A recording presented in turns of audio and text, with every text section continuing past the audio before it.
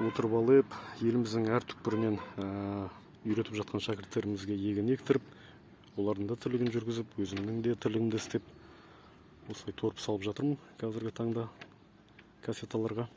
Торф деген осындай топырақ болады, құнарлы, ешқандай иісі болмайды, жеңіл әрі. Осындай кассеталарға салып, нығыздап, оғаннан кейін бетін сырып тастаймыз артығын. Сөйтіп бұл кассеталарды алып, мынандай стеллаждарға қойып шығамыз. Мінекей. Осындай қойып шығамыз, осындай қылып, сосын суаратын боламыз жақсылап.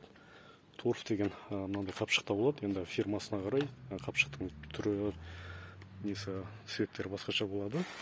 Осы секілді кассетаға дайындап жатырмыз. Қазір мына жақтың бәрін толтыру керек. Мына бетті де.